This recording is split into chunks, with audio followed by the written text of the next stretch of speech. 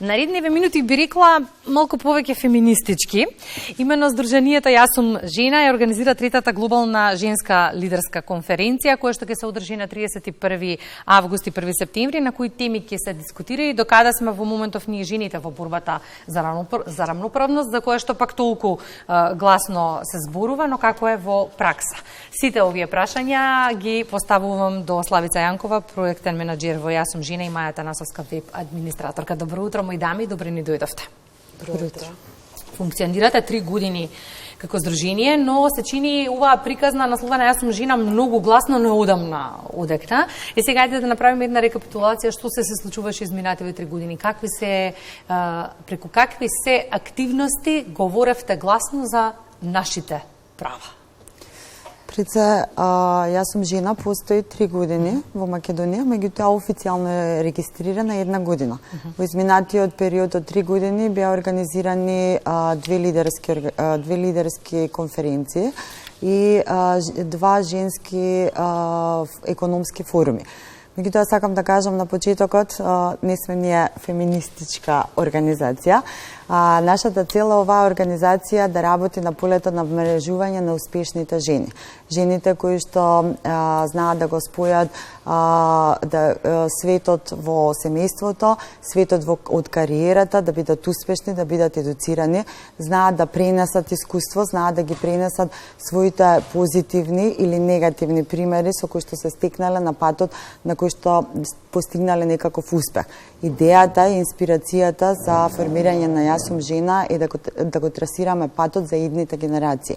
Да дадеме насока дека жената во модерниот свет, покрај тоа што го има домот, таа е исполнета во своето семејство, исполнета како мајка, сопруга, има, можеме да кажеме, куфер полн со искуства од патување во светот, меѓутоа таа знае да не преспие за да работи на својата едукација, знае да се истакне во полето на кариерата, знае и сака да ги почитува правилата кои што се поставени во нашата земја и надвор, се ги бара своите права кои што потекнуваат од законите, пред се да речеме од трудовото право, работничките права, иако во нашата земја се уште и во 21 век се поставува прашањето дали сме онаму каде што сакаме да го постигнеме прогресот, македонската жена да биде еднаква, односно да добие својата рамноправност. Ке продискутираме и за тоа, мои дами, наредниве минути. Во меѓувреме, ајде да им кажеме на гледачите како е концепирана лидерската конференција. Од она што го знам, ќе споделиме дека ќе има многу успешни жени од различни професии, меѓутоа како концепцијски и програмски е направено сето тоа? Концепцијски и програмски направено е така што сите на едно место ги собираме сите успешни приказни со кои што сакаме да ги потикнеме жените од различни индустрии дека можат, умеат, и со тој начин што тие панелистки, успешните панелистки ќе ги мотивираат и инспирираат сите гостинки дека се е возможно, дека ништо дека се може да се случи доколку се верува, доколку се вложи труд, енергија за нешто да успее. Така што ова панел дискусија настрана тоа, крајниот концепт е на крајот денот да ги вмрежи овие жени и да ги поврзи со успешните жени, бидејќи секој нов контакт ти отвора нова врата. Оно што ми го задржа вниманието е и работилницата, едукативни инфлуенсери, инспиративен разговор, успешна македонска приказна. Па во тој контекст имајќи го предвид искуството, имаме ли успешни македонки кои што можат да бидат добар пример во борбата за себе? Дефинитивно постојат успешни македонки во Македонија и надвор на Македонија, што творат во и надвор на Македонија. А за тоа доказ е нашите претходни конференции, моменталната конференција каде што ги донесуваме сите тие успешни приказни кои што имаат цел да им докажат на општеството во Македонија дека жената кога сака може. И дефинитивно ќе успее во нејзината намера, а посебно приказната како Дина Муцунска ќе докаже колку нели колку трудот, колку своето знаење, бидејќи знаењето е дел од моментот ти да успееш како жена, посебно во денешното македонско општество, додека пак настрана на темата инфлуенсери, сакаме да, нели, исто да ги стакнеме тие жени кои што своето знаење се одлучиле да го споделат на социјалните мрежи. Бидејќи, нели, научени сме поимот инфлуенсер да го сваќаме како, нели, личност која што нон-стоп патува и се фотографира за на социјалните мрежи, додека пак напротив, овие моментални, нели, панелистки ќе докажат дека своето знаење може да го споделат, нели, на социјалните платформи, каде што ќе можат да инспирираат други личности позади себе, нели, да започнат можеби со таа професија, а како што е во случајов со инфлуенсерките кои што се занимаваат со одгледување, нели, на растенија, ќе докажат, нели, дека нели своето знаење може да го пренесат на тие социјални мрежи и, нели, да содржината, односно содржината, нели, може да ја научат од некој професионалец што се обително на тој начин да го сподели своето знаење. Убаво споменавте, Маја, ова се индивидуални приказни кои што треба да поттикнат. Да. Сега генерално, каков е ставот? Ке се доврзам, Славица, на она што пред малку го споменавте. Каде е македонската жена во, или каков е статусот на македонската жена во општеството? Излегуваме ли полека од стереотипите дека мајка, супруга, домакинка се основните и единствени задачи на секоја жена? Во моментот, според сите административни бројки, стати и истражувања, жената во македонското општество се уште го има домот како личен простор. Меѓутоа треба да напредуваме, да излеземе од тој комфорт и да напредуваме во јавниот простор. За поздрав и почит е тоа што имаме жена председател во нашата држава. Меѓутоа, заради тоа ние сме инспирирани како здружение да ги охрабриме сите жени околу нас кои што сакаат да напредуваат, сакаат да искочат од личниот комфорт, сакаат да придонесат за подобрување на општеството, семејството, сакаат да имаат личен развој и можат да постигнат, да покажат резултати. Тука ќе ги споменам панел дискусиите кои што беа и во изминатите 3 години на конференцијата. Зборуваме за жени во нетипични професии.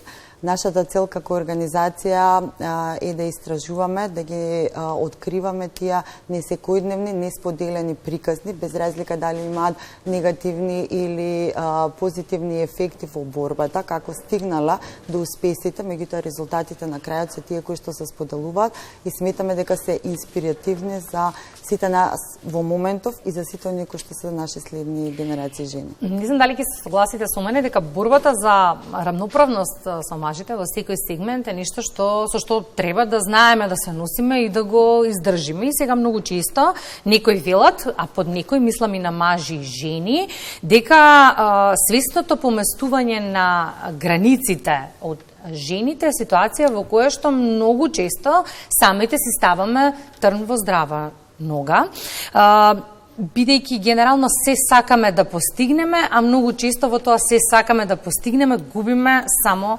ние. Нешто со што јас апсолутно не се согласувам, бидејќи сметам дека жените можат се, но има голем број на жени кои што спротивно мислат од нас три на оваа маса.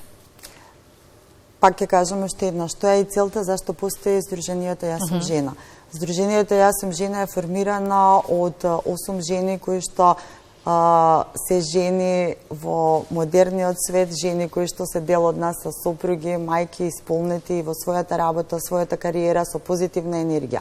И токму така дека постои генерално мислење дека сами си ставаме трна нога кога велиме дека имаме се повеќе обврски. Меѓутоа, доколку ја споделиме желбата, енергијата која што не носи, сметаме дека женскиот свет може да биде надоградуван и понатаму да искочиме од тој комфорт да бидеме само мајки, да го имаме само домот. Искуството што го носиме со нас, резултатите кои што сите ги имаат позади нас, вредно е да се споделат. сепак жената е жена која што нели биолошки е дадено да има свое семејство и да го одржува тоа семејство, но затоа не треба да отстапуваме дека сме тука вредни да го одржуваме и општеството. Го споменавте семејството. Чисто знаеме да кажеме, цело е кога има се и апсолутно е така. Каде е семејството во поддршката на жената? Колку мажите се рамноправни партнери во семејството? Колку мажите не поддржуваат? Колку се сојузници со нас и треба да бидат сојузници во оваа приказна? Да, тука би се надоврзала дека за секоја успешна жена постои маж кој што ја поддржува. Посебно нели на жените со семејства потребно е тука партнер кој што ќе ја поддржува во секој неизин следен чекор.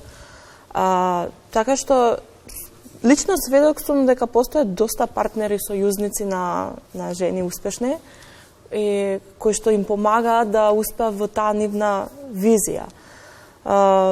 И нередок е моментот кога нели успешна жена нема партнер сојузник покрај себе, но тука е многу битна и поддршката на семејството, како и нели на блиските пријатели, на домот, со цел таа жена да биде разбрана дека сака да успее во нешто, например, нели скоро бидејќи живееме во 21 век, нели како што кажа Славица, излегуваме од комфорт зоната, каде што сакаме да имаме успешна кариера, нели и позади себе да го одгледуваме своето семејство.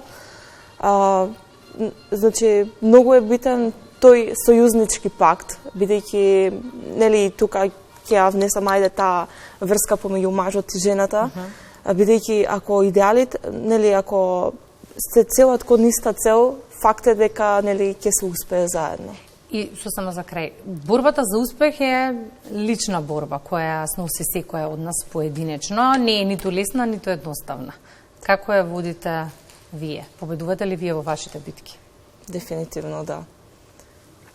Со тие успеси до сега што ги покажавме во изминативе 2 години, организацијата, спојот на сите оние жени кои што ги охрабривме да ги споделат своите приказни искуства, со големата заинтересираност и она што е новитет за оваа конференција, само накратко ќе напоменам и ќе поканам да дојдат сите што можат на 31.1. Најдовме моделитет како да успеат да станат членови во нашето здружение, да направиме што поголема мрежа за сите македонки кои што се не само во нашава држава и надвор и на балканскиот простор и во светот. И се надевам дека заклучоците од тие конференции ги покажуваат нашите успеси. По завршувањето на истата ве повикуваме повторно во студиото 3 да резимираме како поминала, а може и дополнително да имаме уште една гостинка со нека успешна македонска приказна, па да продискутираме и за неа. Може така? Може, благодарам. Благодарам и дами за гостувањето во Македонија наутро.